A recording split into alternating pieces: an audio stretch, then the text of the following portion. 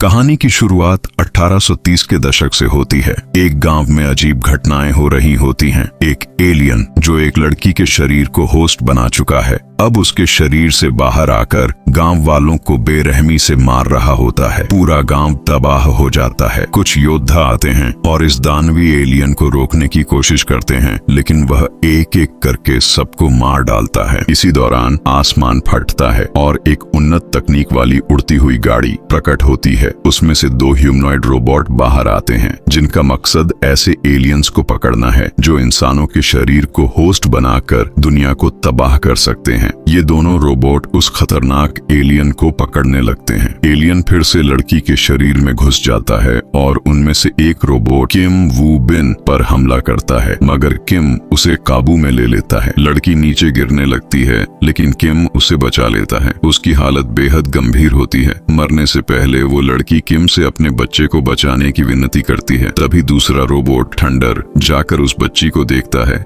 जो रो रही होती है। किम को इंसानों से कोई लगाव नहीं है। वो बच्ची को छोड़कर जाना चाहता है। उसके पास एक डिवाइन ब्लेड है, एक ऐसी जादुई तलवार जिससे टाइम ट्रेवल किया जा सकता है। किम टाइम पोर्टल खोलता है और दोनों रोबोट वहाँ से भविष्य में लौटने लगते हैं। तभी एक आदमी बच्ची पर हमला करता है, लेकिन थंडर उसे बचा लेता है। वह किम से कहता है कि बच्ची को अपने साथ ले चलो, लेकिन किम मना कर देता है और दोनों वापस भविष्य में आ जाते हैं। किम जब अपने घर वापस आता है तो उस एलियन को कैद कर देता है, लेकिन उसे बच्ची के रोने की आवाज सुनाई देती है। जब वो जाकर देखता है तो पाता है कि थंडर ने बिना बताए उस बच्ची को अपने साथ भविष्य में ले आया है। किम गुस्सा हो जाता है। थंडर कहता है कि इस बच्ची को मार दो, लेकिन किम मना करता है, हम इसे भविष्य में लाकर मार नहीं सकते। इसीलिए वो बच्ची को अपने पास ही रख लेते हैं। थंडर फिर अपने ग्रह के साथ ट्रांसमिशन से संपर्क करता है। बातचीत के बाद किम उससे पूछता है कि अब हमें कितने साल पृथ्वी पर रुकना पड़ेगा। थंडर जवाब देता है, हमें यहाँ 10-11 साल रुकना पड़ेगा। अब टाइमलाइन शिफ्ट होती है और कहानी हमें 1301 की सदी में ले जाती है। यहाँ हम एक युवक मुरुक से मिलते हैं। वह एक जादूगर है, एक अनाथ है। इस दुनिया में उसका कोई नहीं। वह इनामी डाकुओं को पकड़कर अपना गुजारा करता है। एक दिन जब वह 3 डाकुओं को पकड़ने ही वाला होता है, तभी 2 और बाउंटी हंटर वहां आ जाते हैं और मुरुक को घायल कर देते हैं। जैसे ही वे इन तीनों डाकुओं को पकड़ने लगते हैं, मुरुक होश में आता है और लड़ाई शुरू हो जाती है। मुरुक अपनी जादुई छड़ी से 2 बिल्लियों को बाहर निकालता है। ये बिल्लियां अचानक इंसान बन जाती हैं और तीनों मिलकर बाउंटी हंटर्स को कर कैद कर लेते हैं। मुरुक उन्हें पकड़कर जेल पहुंचाता है और इनाम वसूल करता है। अब मुरुक एक बड़ी इनामी चोरी की तलाश में है। उसे पता चलता है कि एक डिवाइन ब्लेड नाम की तलवार पर सबसे बड़ा इनाम है। जैसे ही वह तलवार की तस्वीर देखता है, उसका सिर घूमने लगता है और कुछ धुंधली यादें आने लगती हैं, लेकिन वह उन्हें नजरअंदाज कर देता है और उस तलवार को पाने निकल पड़ता है। वह जेल में अपने एक दोस्त से मिलने जाता है जो डिवाइन ब्लेड के बारे में जानता है। उसका दोस्त बताता है कि डिवाइन ब्लेड मास्टर ह्यून के पास है, जो येलो माउंटेन में रहता है। मुरुक अपने साथियों के साथ येलो माउंटेन की ओर निकल पड़ता है। रास्ते में उसके साथी उससे कहते हैं कि उस पंखे में 2 शक्तिशाली तलवारें हैं, क्या तुम उन्हें निकाल सकते हो? मुरुक कोशिश करता है, लेकिन वह सफल नहीं होता। फिर वो आगे बढ़ते हैं। रास्ते में उन्हें एक अजीब आदमी दिखता है जिसके शरीर पर एलियन का कब्जा होता है। वह भी डिवाइन ब्लेड के पीछे है। मुरुक येलो माउंटेन पहुंचता है और एक होटल में भागते हुए रास्ते में मुरुक और एलियन के बीच फिर से भिड़ंत हो जाती है। मुरुक अपनी पूरी ताकत झोंक देता है ताकि किसी तरह एलियन को हरा सके, लेकिन वो एलियन बेहद शक्तिशाली होता है। वह मुरुक को उठाकर दीवार से दे मारता है और फिर उस पर इतने जोर जोर से मुक्के बरसाता है कि मुरुक दीवार में धंस जाता है और बेहोश हो जाता है। शाम हो जाती है।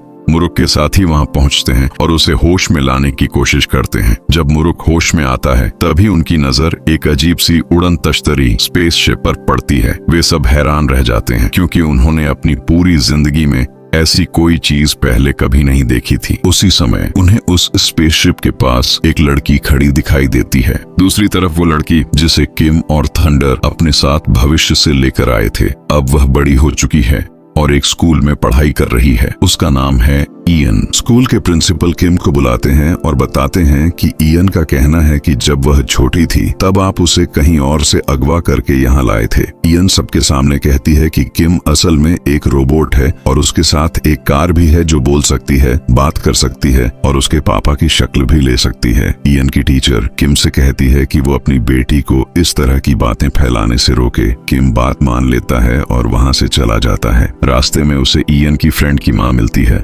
जिसका नाम है हुआ चैन। हुआ किम को बहुत पसंद करती है और उसे थोड़ी बातचीत करती है। तभी ईयन अपनी फ्रेंड के साथ वहां आ जाती है और फिर किम के साथ वापस घर चली जाती है। घर लौटते समय ईयन अपने मोबाइल को चोरी छुपे उस बोलने वाली कार में छुपा देती है ताकि वह किम और थंडर की बातों को रिकॉर्ड कर सके। वे एक फैक्ट्री के पास बने छोटे से घर में रहते हैं। घर पहुंचते ही ईयन अपने कमरे में चली जाती है और हेडफोन लगाकर सुनने लगती है कि किम और थंडर क्या बात कर रहे हैं। थंडर बताता है कि इस वक्त 107 एलियन कैदी हैं जिन्हें आने वाले 18 घंटों में धरती पर ट्रांसपोर्ट किया जाना है। किम पूछता है कि उनकी लोकेशन क्या है। थंडर बताता है कि अभी तक उनकी लोकेशन कंफर्म नहीं हुई है। ये एलियन ऐसी जगह की तलाश में हैं जहां 107 इंसान एक साथ मौजूद हों ताकि उन्हें उनके दिमाग में कैद किया जा सके।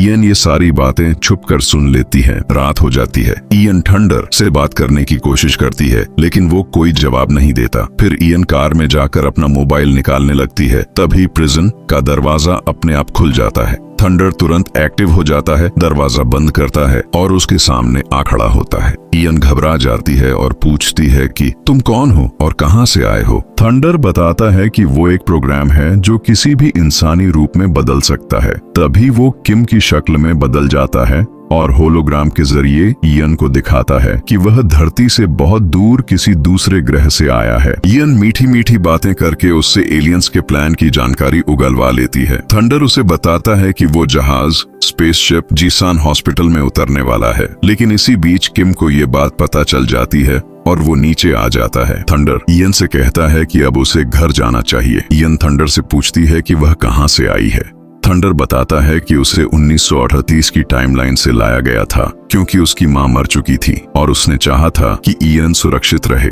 ईयन चुपचाप अपने कमरे में वापस चली जाती है। अगली सुबह ईयन जीसान हॉस्पिटल पहुंचती है और वहां के माहौल की वीडियो रिकॉर्डिंग करने लगती है ताकि वह बाद में ये सबूत दिखा सके। तभी आसमान से वही स्पेसशिप नीचे उतरती है और सारे एलियन कैदियों को अस्पताल की छत पर छोड़ देती है। किम भी हॉस्पिटल के पास पहुंच जाता है। प्रिजन अब एक सुंदर से फूल का आकार ले चुका होता है। वहां एक लड़की खड़ी होती है जो उस फूल को छूने लगती है। तभी फूल में से टेंटिकल्स निकलते हैं और इंसानों के दिमाग से जुड़ जाते हैं। इन टेंटिकल्स के जरिए 107 इंसानों के दिमाग एलियनों के कंट्रोल में आ जाते हैं ताकि वे उनके शरीरों में समा सकें। एक टेंटिकल ईयन के दिमाग से जुड़ने की कोशिश करता है लेकिन वह किसी तरह बच निकलती है। वो टेंटिकल फिर किसी और आदमी से जुड़ जाता है। वहीं एक आदमी जिसका नाम है मिंग हाओ, उसके शरीर में एक खास एलियन को कैद कर दिया जाता है जिसे कंट्रोलर कहा जाता है। लेकिन वहां मौजूद गार्ड्स को इस बात का बिल्कुल अंदाजा नहीं होता। प्रिजनर उन सभी एलियनों को इंसानों के शरीरों में कैद करके वहां से चला जाता है। आम लोगों को यह एहसास भी नहीं होता कि उनके साथ कुछ हुआ है, लेकिन ईयन इस पूरे वाकये को अपने मोबाइल में रिकॉर्ड कर लेती है। किम वहां पहुंचकर ईयन को देख लेता है। ईयन जल्दी से वहां से भाग जाती है। इधर दूसरी टाइमलाइन में दो शक्तिशाली जादूगर मैडम ब्लैक और मिस्टर ब्लू एक राजा जजंग के पास पहुंचते हैं। असल में जजंग भी एक एलियन है जो इस दूसरी टाइमलाइन से आया है और डिवाइन ब्लेड को पाना चाहता है। दोनों जादूगर उसे डिवाइन ब्लेड के बारे में बताते हैं और उसके बदले खजाना मांगते हैं। जाजंग मान जाता है। वे उसे बताते हैं कि डिवाइन ब्लेड लॉर्ड चॉय के महल में है और आज उसकी बेटी की शादी है। तीनों मिलकर ब्लेड को हासिल करने के लिए निकल पड़ते हैं। इधर मुरुक उस लड़के को पकड़ लेता है जिसकी शादी लॉर्ड चॉय की बेटी से होनी है और उसकी जगह खुद दूल्हा बनकर शादी में शामिल हो जाता है। शादी हो जाती है। शाम को सुहागरात से पहले वो लड़की ईयन, जो इस टाइमलाइन में किम और थंडर के साथ रही थी, मुरुक को शराब पिलाती है, लेकिन शराब में नशे की दवा मिली होती है। मुरुक बेहोश होने लगता है। जैसे ही जाजांग, मिस्टर ब्लैक और मिस्टर ब्लू डिवाइन ब्लेड चुराने की कोशिश करते हैं, तभी इयान वहां आ जाती है और उन सबसे पहले ब्लेड को पकड़ लेती है। मिस्टर ब्लू और ब्लैक खुद पर अदृश्य होने वाली चादर डाल लेते हैं और इयान से ब्लेड छीनने की कोशिश करते हैं, लेकिन इयान उन्हें चकमा देकर वहां से भागने लगती है। भागते समय जाजांग इयान को देख लेता है और लकड़ी से उस पर हमला करता है। लकड़ी सीधा इयान के सिर पर लगती है और वह बेहोश हो जाती है। जाजांग ब्लेड उठाता है और उसे लेकर वहां से चला जाता है। दूसरी ओर वर्तमान टाइमलाइन में इयान जिशन हॉस्पिटल से सीधा अपनी दोस्त के घर पहुंचती है और उसे हॉस्पिटल की रिकॉर्ड की हुई वीडियो दिखाती है। उसी समय किम भी उनके पीछे पीछे पहुंच जाता है, लेकिन उसे इंसानों से बात करना नहीं आता। तभी उसका दोस्त थंडर 3 अवतार की शक्ल लेता है और किम से पूछता है कि हम तीनों में से किसे भेजा जाए। किम लाल सूट वाले रोबोट को भेजता है। वह रोबोट इयान की दोस्त के घर के पास पहुंचता है और इयान को साथ चलने को कहता है। इयान नीचे आती है और रोबोट उसे घर वापस ले जाता है। घर पहुंचने पर इयान किम से जिशन हॉस्पिटल के बारे में पूछती है और उससे सारी सच्चाई बताने को कहती है, लेकिन किम जवाब देने को तैयार नहीं होता। तभी थंडर वहां आता है और कहता है, हम तुम्हारे 3 सवालों के जवाब देंगे, तुम 3 सवाल पूछ सकती हो। इयान पहला सवाल पूछती है, कल उन लोगों के अंदर क्या डाला गया था? थंडर बताता है, हम काफी समय से एलियन कैदियों को इंसानी दिमाग में बंद कर रहे हैं, क्योंकि हमारे ग्रह पर उन्हें मौत की सजा नहीं दी जा सकती, इसलिए उन्हें इंसानी ब्रेन में कैद किया जाता है, यही उनकी सजा होती है। फिर इयान दूसरा सवाल पूछती है, क्या वो कैदी इंसानी दिमाग से भाग सकते हैं? थंडर जवाब देता है, हाँ वो भाग सकते हैं, लेकिन हमारा वातावरण इंसानी वातावरण से अलग है, इसलिए वे यहाँ ज्यादा देर तक जिंदा नहीं रह सकते। अगर कोई भागने की कोशिश करता है तो हम उसे पकड़कर फिर से इसी प्रिजन में बंद कर देते हैं। फिर इयान तीसरा सवाल पूछती है, अगर वे भाग गए तो क्या वो इंसानों को मार देंगे? इस बार किम जवाब देता है, उन्हें मारने से पहले पकड़ना हमारी ड्यूटी है।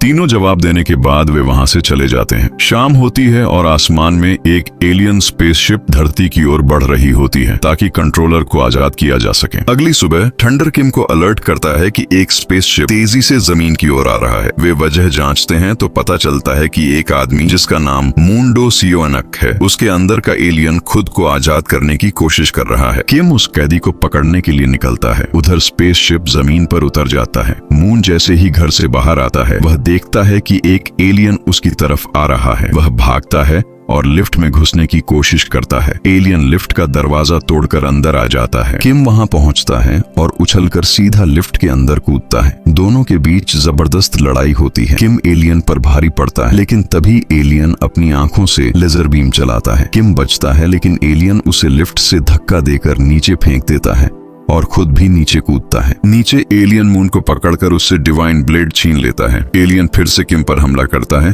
और उसे लेजर बीम से बुरी तरह घायल कर देता है। मून किसी तरह कार में बैठकर भागता है और एलियन उसका पीछा करता है। किम खुद को एक दीवार काट कर आजाद करता है। थंडर से पूछता है, ये कैदी आखिर है कौन? थंडर बताता है, वो कंट्रोलर है, वही है जिसने हमारे ग्रह पर विद्रोह और विनाश फैलाया। वो सभी कैदियों का लीडर है। यही स्पेसशिप उसे आजाद कराने आई है। इधर एलियन मून की कार पर लेजर बीम से हमला करता है। मून तो बच जाता है, लेकिन उसकी कार दूसरी गाड़ी से टकरा जाती है, जिससे उसे चोट लग जाती है। एलियन कंट्रोलर को जगाने ही वाला होता है कि तभी किम वहां आकर उसे रोकता है। किम एलियन को तो मार देता है, लेकिन खुद भी बुरी तरह जख्मी हो जाता है। एलियन मरने से पहले कंट्रोलर को डिवाइन ब्लेड से जगा देता है। थंडर वहां पहुंचकर किम की जान बचाने के लिए उसकी लाइफ रिस्टोर कर देता है। कंट्रोलर अब आजाद हो चुका है और वापस अपने स्पेसशिप में चला जाता है। थंडर भी उसके पीछे जाता है, यह पता करने के लिए कि वह धरती पर क्यों आया है। स्पेसशिप में कंट्रोलर कमांड देता है और उसमें से लाल रंग के गोल बॉल्स बाहर निकलते हैं, जिन्हें हवा कहा जाता है। अगर ये बॉल्स जमीन पर फट जाएं, तो धरती का वातावरण एलियनों के रहने लायक बन जाएगा और सारे एलियन आजाद होकर इंसानों को मारना शुरू कर देंगे। किम तुरंत स्पेसशिप के अंदर घुसता है और कंट्रोलर को बाहर फेंक देता है, लेकिन 2 हवा बॉल्स स्पेसशिप से बाहर निकल जाती हैं। कंट्रोलर उनमें से एक बॉल तक पहुंचता है और उसे फोड़ देता है। किम दूसरी बॉल को डिवाइन ब्लेड से फिर से स्पेसशिप के अंदर बंद कर देता है। उधर इयान की आंख खुलती है और कंट्रोलर उसके पास आता है। वह इयान से स्पेसशिप के बारे में पूछता है। इयान कहती है,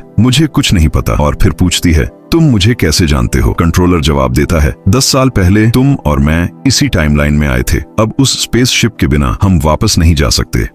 कंट्रोलर उसे जबरदस्ती अपने पास कैद कर लेता है। उधर मुरुक एक डरावना सपना देखकर उठता है। उसके साथी उसे डिवाइन ब्लेड के बारे में बताते हैं और कहते हैं कि अब वक्त आ गया है कि हम उस ब्लेड को चुराएं। वे कंट्रोलर के आदमियों को मारकर उनके कपड़े पहन लेते हैं और उसी भेष में कंट्रोलर के घर पहुंच जाते हैं। वहां वे एक जादूगर को उनकी चीजें सौंपते हैं और फिर तीनों वहां से निकल जाते हैं। वो लोग ब्लेड चुराने की योजना बना ही रहे होते हैं कि एक आदमी उनके पास आता है और कहता है कि इयान को चावल दे दो। मुरुक इयान के पास जाता है और उसे चावल देता है। फिर वो अपना नकाब उतारता है और पूछता है, ये ब्लेड क्या है और कहां से आया है? इयान जवाब देती है, ये खंजर भविष्य से आया है। मुरुक उसकी बातों को मजाक समझता है और हंसते हुए उसे उसकी कटोरी पकड़ाकर वहां से चला जाता है। इयान चावल खाती है और बेहोश हो जाती है। उधर वे दो जादूगर भी वही जहरीला चावल खाते हैं, लेकिन जैसे ही उन्हें जहर का असर महसूस होता है, उन्हें समझ आ जाता है कि जाजांग ने उनके साथ धोखा किया है। वे तुरंत सांस रोक लेते हैं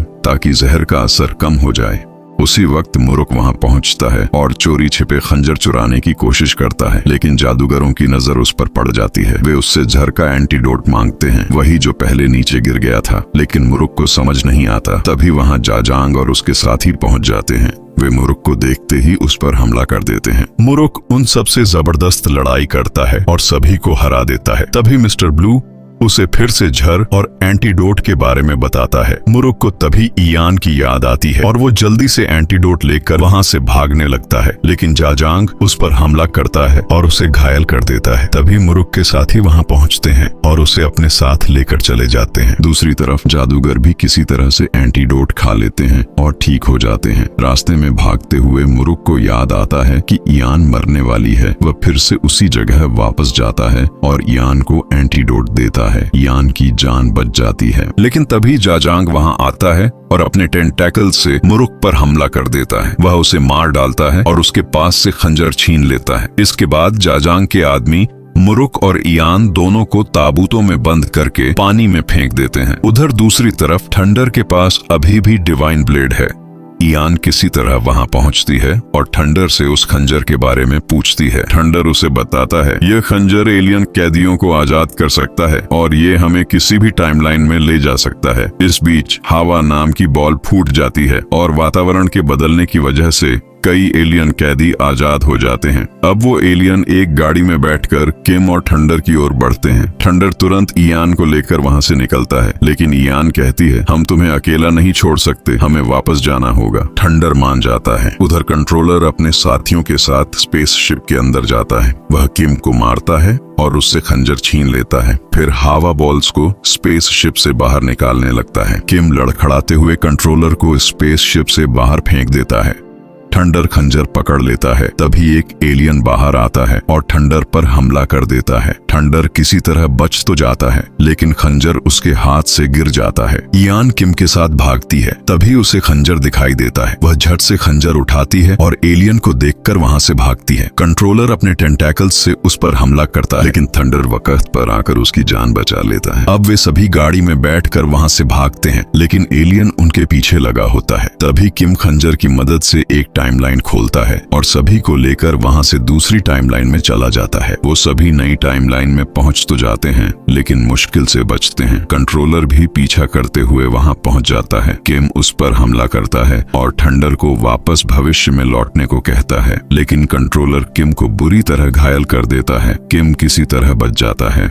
ये सब देखकर इयान को बहुत दुख होता है और वह कंट्रोलर पर गोली चला देती है। तभी थंडर भविष्य को देखकर कहता है, किम ही कंट्रोलर को मारेगा और उसके साथ ही उसका साथ देंगे, लेकिन कंट्रोलर मरता नहीं है। वह इयान को और उसकी गाड़ी को समुद्र में फेंक देता है। इयान बाहर निकलने की कोशिश करती है, लेकिन नहीं निकल पाती और बेहोश हो जाती है। तभी एक लड़का वहां आता है और इयान को बचा लेता है। दूसरी तरफ मुरुक, जो अब भी जिंदा है, ताबूत तोड़कर बाहर आता है और पानी में अपना चेहरा देखता है। तभी उसे याद आता है कि उसने एक लड़की की मदद की थी। इयान भी होश में आती है और ताबूत से निकलकर जाजांग का पीछा करती है। वह उस पर गोली चलाती है और खंजर उसके हाथ से गिर जाता है। यान फौरन वहां से भाग जाती है। अब वो दोनों एलियन उसके पीछे लग जाते हैं। उसे एक एलियन पकड़ लेता है और मारने ही वाला होता है कि तभी मुरुक वहां आता है। वह पंखे से तलवार निकालकर एलियन को रोक लेता है। मुरुक और एलियन के बीच जबरदस्त लड़ाई होती है, लेकिन एलियन बहुत ताकतवर होता है। यान एलियन के शरीर को निशाना बनाती है, लेकिन उसकी शील्ड उसे बचा लेती है। तभी एलियन अपने लीडर को आजाद करने आता है। मुरुक उस पर हमला करता है और उसका एक हाथ काट देता है।